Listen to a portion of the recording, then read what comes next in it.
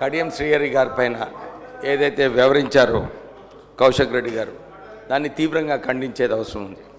అసలు పెద్ద నాయకులు వాళ్ళ పార్టీలో హరీష్ రావు గారు, కేటీఆర్ గారు, వారిద్దరు కంట్రోల్ చేయాలి.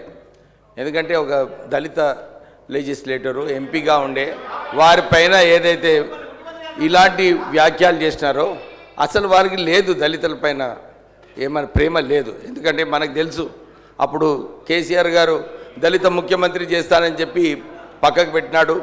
తర్వాత చాలామంది దళిత సంఘాలు అరే వర్కింగ్ ప్రెసిడెంట్ అనేది చేయండి టీఆర్ఎస్లో అని చెప్పినప్పుడు లేదు నాకు కొడుకుని చేస్తానని చెప్పి కేటీఆర్ని చేయడం జరిగింది. అంటే దళిత వ్యతిరేకంగా ఎప్పుడు కూడా వారు వివరిస్తున్నారు, ప్రజలు చూస్తున్నారు. డెఫినెట్లీ మీకు తీవ్రమైన పరిణామాలు ఉంటాయి దాంట్లో. ఇంకోటి, రాజేశ్వర్ రెడ్డి గారు మాట్లాడేటప్పుడు వీరేశం గారి పైన వేరే ఏ పార్టీ అని అడుగుతున్నారు. వారు మర్చిపోతున్నారు, కేసీఆర్ గారు వేరే పార్టీ కాంగ్రెస్ పార్టీ నుంచి తీసుకొని మంత్రులు చేస్తున్నారు. ఆ సమయం అంతా మర్చిపోయినారు రాజేశ్వర్ రెడ్డి గారు.